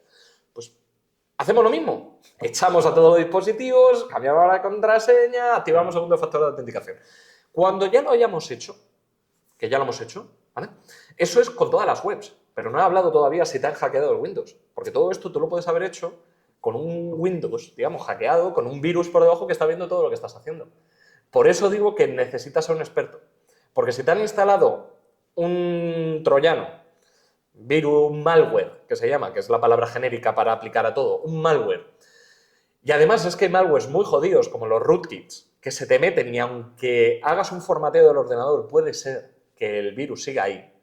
Ahí es donde necesitas un experto. ¿Vale? Entonces, por eso digo que al principio contacta con alguien que sepa. Si no, pues haz esto que te digo, pero antes de eso, préndelo fuego, y cuando digo préndelo fuego es formatealo. Formatealo. Ya está. Si tienes claro por dónde ha entrado el malware, vale. Pero si no, los ficheros, tienes que asumir que los ficheros que te has descargado en el último mes están todos infectados. Y de hecho hay virus que se pueden extender y se pueden autocopiar a otros ficheros del equipo. Con lo cual, si mantienes de un formateo a otro algunos ficheros, puede ser que el virus se mantenga. Eso poniéndote un poco paranoico. Pero es verdad que hay muchas posibilidades. Entonces, si alguien te confirma, sí, esto está hackeado, formatea, y luego empieza con el tema de cambiar todas las webs y cambiar todo el tema. Si tienes claro que no ha sido eso, sino que te han vulnerado la cuenta de Amazon porque ha habido una filtración de datos y tienen tu usuario y tu contraseña, no hace falta ese paso. Y pues vamos cambiando pelota a pelota, ¿no? Pelotita a pelotita, la vamos segurizando y nos mantenemos siempre alerta. Yo siempre os recomiendo estar unos 6 meses, que parece mucho, pero por lo que hemos hablado antes de que se mantienen sin hacer nada, unos 6 meses en alerta, con cualquier cosa rara. Claro. Esa es mi recomendación. Luego ya que cada uno, si te aburre, pues ya está. Claro. Un tema que quería hablar contigo para dejarlo al final del podcast, que al final también es un tema bastante tocho, porque hemos ya incluso hablado de ello y yo creo que es lo más tendencia a día de hoy, que es la inteligencia artificial. O sea, yo creo que si hay algo a nivel tecnológico que en 2025 se esté tratando casi cada día, te diría, es el tema de la inteligencia artificial. ¿Cómo la ves tú a día de hoy? ¿Hasta dónde crees que podemos llegar con ella? No lo sé. O sea, soy sincero, es decir, no tengo ni idea porque a mí me está sorprendiendo, ¿vale? Es decir, esto es un nicho absoluto. O sea, yo recuerdo cuando estaba en la carrera, una compañera mía, yo he intentado 2 veces hacer un doctorado en ciberseguridad, las 2 veces lo he abandonado al final por trabajo y por tal, pero una compañera mía de la carrera siguió, hizo el máster de informática y siguió a hacer un doctorado en inteligencia artificial. En su momento era más machine learning y se llamaba machine learning, pero bueno, inteligencia artificial, ¿no? Son distintas ramas de lo mismo, pero bueno, es como el mismo campo de estudio, ¿no? Pues ella, yo recuerdo que ya estaba, que cuando hablaba yo con ella, me decía, pues estoy ahora con un robot para mi tesis y tal, y no sé qué, le estamos enseñando a caminar y tal, y no sé qué. Y luego aparecen a los pocos años, o a los unos cuantos años, los LLM, que son los Large Language Model, que es el ChatGPT, el todo esto, que es otra rama de la inteligencia artificial, que no es tanto de robótica, que era lo que se veía en ese momento, de predicción, porque yo recuerdo hacer una aplicación, fíjate, una aplicación que con una foto te reconocía o te decía con un tanto por ciento la raza de gato que tenía la foto. Eso era machine learning. Era una red neuronal que en base a unos cálculos de capa a capa, o sea, nos tenemos que imaginar que es como empieza un número, capa a capa, matemáticamente esos números, esas matrices se van cambiando, se va transformando hasta que llega un resultado, ese resultado tú lo interpretas y dices tanto por ciento orange no sé qué, ¿vale? Y ya está. Eso es una red neuronal. Pasamos a la predicción de tokens, que es lo que hacen los LLM, la predicción de la siguiente palabra que viene después de esta. El, elefante. De, color, rosa, tal. Esa es la base de un LLM, que es la predicción de palabras una detrás de otra. ¿Qué pasa? Que nosotros, cuando vemos una palabra detrás de otra que empieza a tener sentido, decimos, coño, tiene inteligencia. En cierta manera, es una predicción de tokens basado en su aprendizaje. Sí que es verdad que eso es una sobre simplificación de lo que en realidad es, ¿vale? Entonces, todo esto, por eso hay muchas veces que vemos limitaciones o que parece que tenemos limitaciones en este hype que hay de la inteligencia artificial, de ahí le he pedido esto y me ha hecho esto otro. No me he entendido. Claro. No, es que la tecnología también tiene lo que tiene. Es decir, ahora, es lo que hemos hablado al principio, entramos en la fase de optimización de ya no hacer el motor como un edificio, sino hacer el motor más eficiente. Ahora toca pulir. Ahora toca pulir y nos vamos a tirar años puliendo. Y vamos a ver cada vez más productos que utilizan de una manera inteligente una tecnología que ya está ahí, que es ChatGPT, por ejemplo, o DeepSeek o cualquiera de estos, ¿vale? Entonces, eso es lo que vamos a ver más en el futuro. ¿Cómo lo veo yo ahora? Es una tecnología estupenda, va a ayudar muchísimo, va a transformar muchísimo, también por eso hay ese miedo, es decir, va a haber muchas industrias que se van a transformar, eso es así, es decir, yo muchas veces pienso, mi madre durante una temporada de su vida fue teleoperadora, o sea, muy poco, pero bueno, también la gente que atiende en tiendas de ropa, ¿no? Por ejemplo, y tal, pues eso a lo mejor el día de mañana, a lo mejor ya no hay una persona si no hay una buena razón, sino hay una inteligencia artificial que te va a construir la conversación exactamente igual y poder reaccionar a todo lo que un humano va a reaccionar. Igual de 5 personas que habían antes, pues a lo mejor tienes 2. Claro, claro. ¿Qué pasa? Que luego ya empezamos a hablar de nos van a quitar el trabajo. A ver, la industria se va a transformar de aquí. Yo siempre digo lo mismo. Yo antes de la inteligencia artificial me podría llegar a imaginar acabando mi carrera haciendo más o menos lo mismo que hago ahora. Cambiando, por supuesto, nuevas tecnologías, nuevo tal, porque eso siempre ha sido así en informática, pero me veía así. Ahora no. Ahora yo sé que cuando me jubile, ni de coña voy a estar haciendo lo que estoy haciendo ahora, porque la inteligencia artificial va a suponer un avance, va a acelerar el avance, que es como yo lo veo. Yo le he tenido mucho miedo y cuando vi todo esto dije, hostia, esta va a ser capaz de hacer todo, pero también es verdad que es una ola, o te montas y sabes cómo usarla, o te traga y entonces es cuando te quedas sin trabajo. Claro. ¿Sabes? Sé que es verdad, repito, va a haber muchas cosas que se van a transformar, va a haber mucha gente que a lo mejor en el estadio de su vida en el que está ahora mismo ya no le permite de manera tan fácil reciclarse y esa es la gente que va a sufrir el cambio. No tiene esa flexibilidad. No tiene esa flexibilidad o porque... Tú imagínate una persona que lleva 40 años haciendo lo mismo, pero lo mismo. Tú ahora dile que tiene que cambiar todos los procedimientos, dile todo cuando a lo mejor le quedan 3 años o 4 para jubilarse. Tú imagínate... Sí, pero es igual como cuando llegó Internet, las webs, Eso etcétera, es, que de eso repente es. se fumaron a todo lo que eran tiendas locales y cosas así que eran más estáticas. Eso es. Entonces, eso pero creo que llevado a una potencia. ¿Sabes? Porque, por ejemplo, otro campo que está siendo muy afectado, los artistas. No sé si habrías visto, Muchísimo. ahora ChatGPT acaba, bueno, OpenAI, perdón, que la empresa acaba de sacar el nuevo modelo de generación de imágenes, todo el mundo generando imágenes del estudio Ghibli. Correcto, sí, sí. ¿Sabes? Pues eso, aparte de que el estudio Ghibli ha lanzado una demanda a OpenAI, como tiene que ser, porque eso significa que ha habido imágenes siendo usadas sin consentimiento para el entrenamiento, pero eso significa que, hostia, artista, o te empiezas a diferenciar mucho de lo que una inteligencia artificial podrá hacer de aquí a 5 años, o estamos fastidiados, artista mío. Y ahí, por ejemplo, no veo mucho qué se puede hacer, salvo, por ejemplo, en las empresas. En las empresas yo creo que hay muchos perfiles que se van a transformar en gestores de inteligencias artificiales. Claro. Ellos saben, porque lo que hemos hablado, vamos a empezar a especializar muchísimo las inteligencias artificiales. Para usar esa herramienta vas a necesitar a alguien que sepa usarla. Ya está, blanco y en botella. ¿Quién va a saber más de qué es lo que quieres, cómo lo quieres y qué cambiar que un artista? Pero claro, ese artista ya, aquellos que vivan por y para ser artista, digamos, van a empezar a sufrir. Lo mismo está pasando con los programadores. Yo siempre me he declarado un amante de la programación. Me encanta todo lo que tiene que ver con código. Me parece algo precioso construir tu propio programa, construir tu tal. Hay gente que le encanta construir casas y se siente tal. Yo me siento muy bien construyendo programas. Míos, para mí. Pues, y aplicaciones Android y de todo. Y me encanta.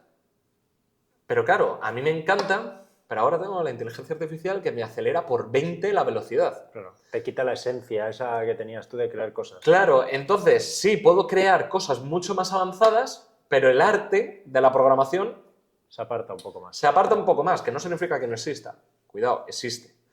Pero, por eso, o sea, lo de la vulnerabilidad es de ciberseguridad y tal, ¿no?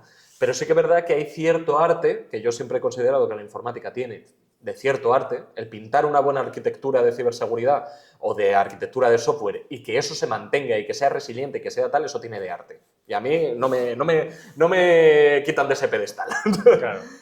Pero es verdad que la parte de la inteligencia artificial, esa parte de pensar o de hacerlo óptimo, de hacerlo tal, se va a ir.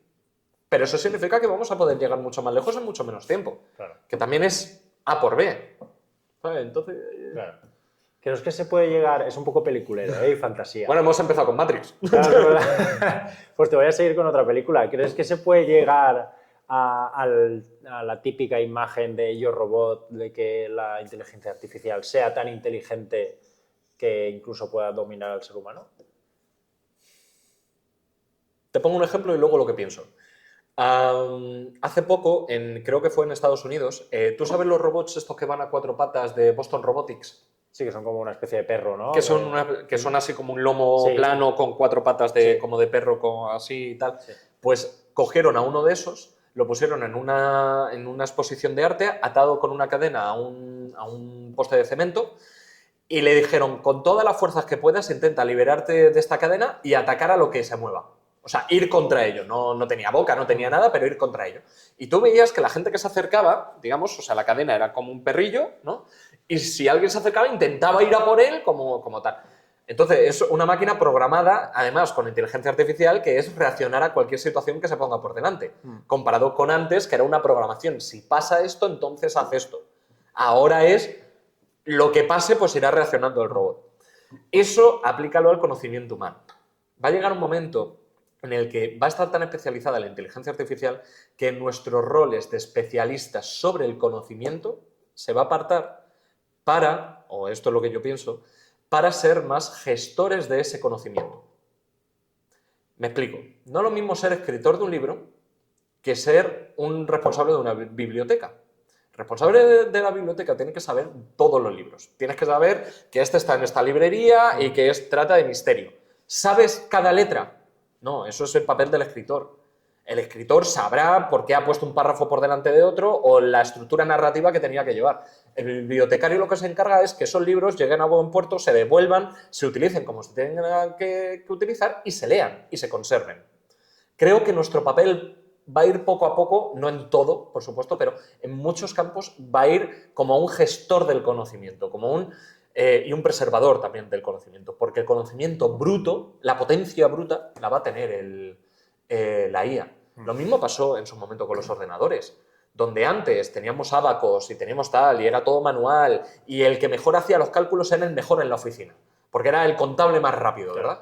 Ahora no, de repente hay una democratización del conocimiento, el ordenador, 1 más 1, mi ordenador va a sumarlo exactamente igual de rápido que el tuyo, siempre y cuando sea el mismo modelo. Por lo tanto, nos hemos convertido en unos gestores de esos cálculos, ¿no? Tenemos que saber cómo utilizar el ordenador. Pues esto va a ser igual, tenemos que saber cómo utilizar la inteligencia artificial para llegar mucho más lejos. Ya no significa que yo tenga que saber letra por letra el cantar de Mio Cid. Creo que vamos a ir ahí. Esa es mi... Claro, pero ¿qué hacemos con los grupos de gente mala? Con los grupos de gente mala. Los gestores que... Porque se puede usar también para hacer el mal. La inteligencia artificial, por supuesto, ya se está usando. De hecho, sí, bueno, ya se usa en guerras y sí. Es la orden del día también. Y de hecho, para hacer phishing con mucha más inteligencia automática, se utiliza la inteligencia artificial. Hace poco en el canal hablé de Xenoform o Xeno no sé qué, pero tenemos otros ejemplos como Evil GPT, que es... Me encanta el nombre, porque ya te está diciendo... Claro. O sea, están utilizando ChatGPT de una manera específica para saltarse los safe words que tiene, es decir, las reglas que, por ejemplo, hacen que a ti ChatGPT no te diga cómo construir una pistola. Claro, lo típico que te dice de no, por regulaciones yo no te puedo decir esto. Pues estos grupos de ciberdelincuencia lo que hacen es buscarle las cosquillas a ChatGPT para saltarse esas reglas y que conteste lo que conteste y ellos venden ese servicio. Pues ahora ha salido uno nuevo que se ha descargado DeepSeek, o sea, todos los modelos de inteligencia artificial open source, es decir, los abiertos, los que se pueden descargar e instalar, se los ha instalado y ha creado un sistema que en principio es ultra potente para el tema del hackeo. Y no tiene ninguna limitación, lo que le pidas lo va a hacer. Por lo tanto, tenemos una democratización del conocimiento de, por ejemplo, creación de virus. Ya no es 4 personas que saben cómo crear virus, o 10, o 20, o 18 expertos, ¿no? Ahora tenemos una inteligencia artificial que tú lo que le tienes que decir es créame esto de esta manera, con esta característica y con este tal y con este cual, con lo cual tú tienes que saber de qué estás hablando, tienes que ser un experto, pero ya no tienes que saber exactamente la sintaxis de eso.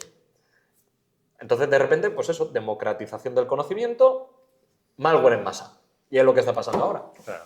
¿Crees que se limitarán las inteligencias artificiales a nivel estatal? Creo que se va a intentar. Se está intentando, de hecho, o sea, la Unión Europea ya tiene una regulación acerca de las IAs y se va a quedar como el tema de la protección de datos. Tenemos una ley, por ejemplo, en Europa que se llama la GDPR, General Data Protection Regulation, que aplica todo tipo de datos, te dice qué tipo de medidas de seguridad tienes que aplicar dependiendo del tipo de datos, establece los derechos que tiene un usuario en cuanto a sus datos personales, de rectificación, de eliminación, de tal, de no sé qué, de no sé cuánto. Y al final eso aplica a las empresas grandes. ¿Tú te crees que un ciberdelincuente juega con la GDPR? Pues no. Juega con la GDPR para ponerle precio a los datos que ha robado. Claro. Entonces, sí, o sea, ¿vamos a regular la inteligencia artificial? Sí. Vale, un ciberdelincuente le va... No lo digo porque no te desmoneticen, pero, pero le va a dar exactamente igual. Él no juega con la ley, ¿sabes? Y luego llegarán startups legales que intentarán buscar las mañas a la ley para y eso sí que es muy humano. Entonces sí, se va a intentar, pero en todo el tema de la tecnología siempre es ponerle puertas al campo. Cierro por aquí, me voy por allá. Ya está, no hay más. Si la tecnología la creamos todos. Entonces, claro. Pues Miguel, ha sido una entrevista increíble. me ha Llevamos aquí un encantado. ratito He hablado mucho. pero te he preparado una pregunta para el final, Hostia. para que te mojes. No puede ser. Aunque bueno, tú hablarás, hablando a nivel informático, es mucho más fácil mojarse. Pero es porque vamos a hablar de una comparación de empresas, porque una de ellas es muy reconocida por su, digamos que defiende mucho que ella es mucho más segura frente a su competencia. Hablamos de Apple y en contraposición Android. Venga, va. Además que muchas veces sus anuncios de marketing son demostrando, o por lo menos jactándose de eso, ¿no? De que son un dispositivo súper seguro y que si quieres seguridad y fiabilidad, vete a Apple. Que si no me equivoco, creo que Samsung también ha hecho algún que otro anuncio intentando meterse en ese campo, pero yo creo que no ha ganado tanto la partida como lo hace Apple. ¿Es tan seguro Apple como nos venden? A ver, para responder a la pregunta, me remonto a la prehistoria. No, voy a intentar ser rápido. Apple tiene algo que a los expertos en ciberseguridad no nos gusta, que es la seguridad por oscuridad. Es decir, no se sabe cómo atacar mucho a Apple porque tiene un ecosistema tan cerrado en cuanto a software, en cuanto a cómo funciona su sistema tal, que solo las grandes empresas como APTs pueden tener el tiempo y el presupuesto suficiente como para de verdad decir, me tiro 3 años solo estudiando el iPhone 14 con Mac, o sea, con el número de tal, tanto, y el número de serie, tanto. Y me tiro 1 año y no me duele porque luego a lo mejor soy capaz de hackear al gobierno de Siria o el que sea. Una persona normal, si está decidiendo entre Android o iPhone, por mucho que me duela, iPhone normalmente es más seguro.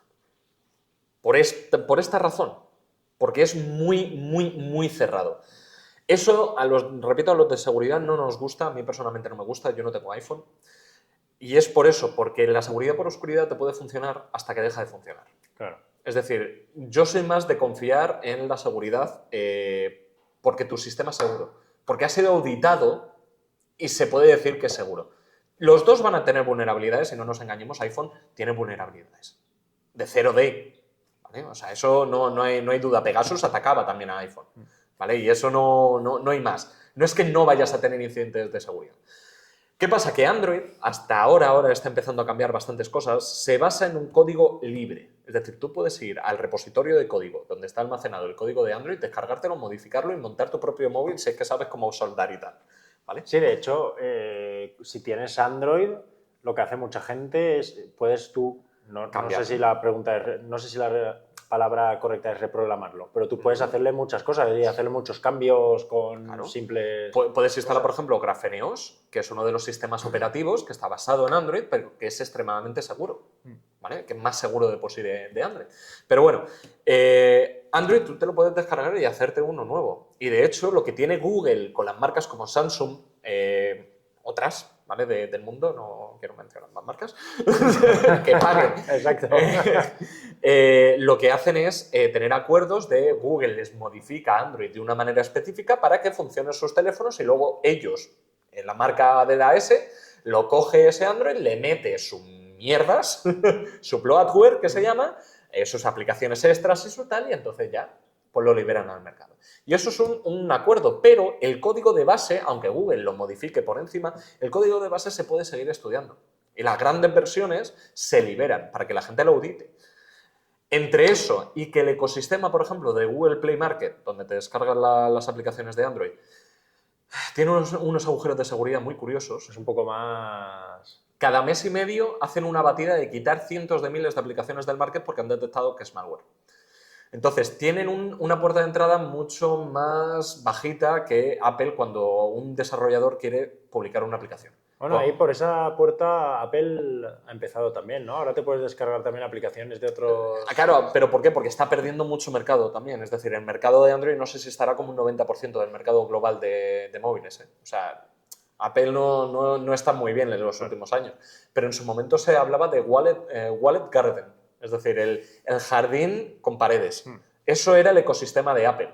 ¿Sabes? De aquí no entra ni Dios que yo no quiera.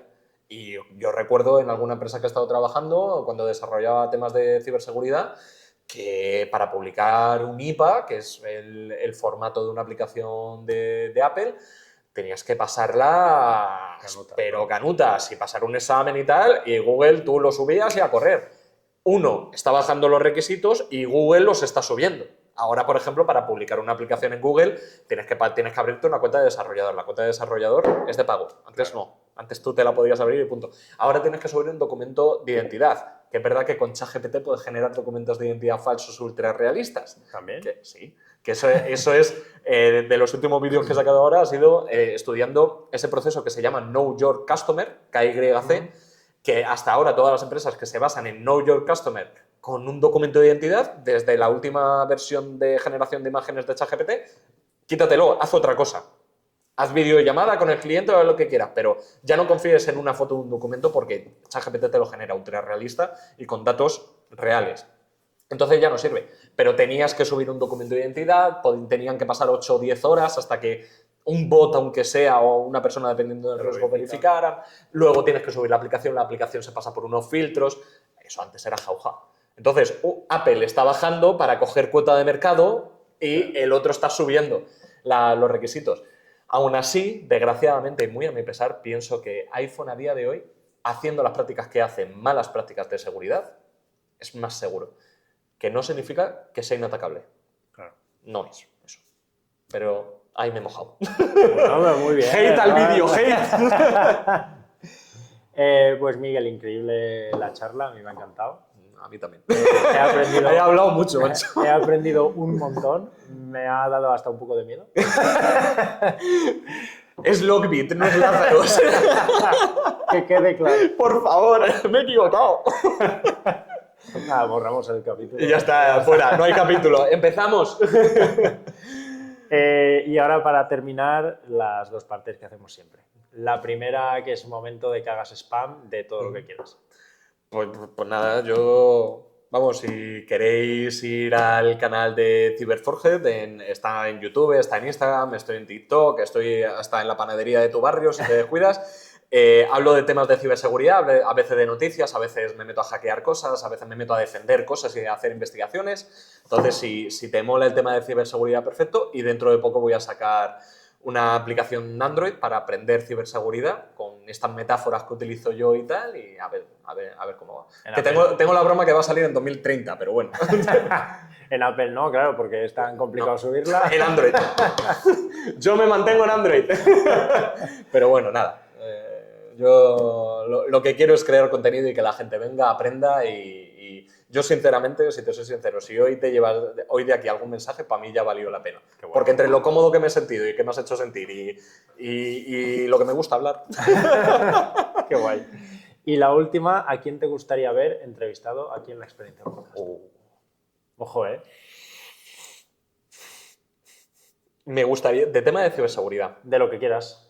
Puede ser, Pues también no hay a mí me gustaría que trajeras a alguien de Lazarus. Si lo consigues, adelante, ¿sabes?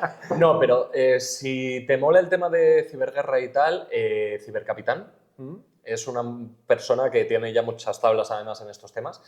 Y luego está María Perador, que es una influencer también que está muy metida en el tema, es más de la parte de ciberestafa, más de la parte de, pues eso, hace poco subió un vídeo de la estafa del cambio de router, que te van a casa y te dicen, te voy a cambiar de router, y en realidad te conectan un dispositivo por detrás, y la tía es muy experta en eso. Entonces son dos perfiles que te van a hablar de cosas distintas, que hoy hemos tratado muy por encima quizá, y los dos son estupendos divulgadores, entonces yo creo que cualquiera de los dos, o los dos, te pueden dar un contenido de la leche y yo creo que van a estar encantados de explicar su cosa como yo. Qué guay, pues seguro, voy a por ellos. Pues Miguel, lo dicho, un placer que hayas estado aquí, a mí me ha encantado la charla. Igual, muchas Espero gracias. que hayas estado muy a gusto y que te lo hayas pasado muy bien. Sí, totalmente. Muchas gracias por haberme tenido y por haberme dado la oportunidad de hablar.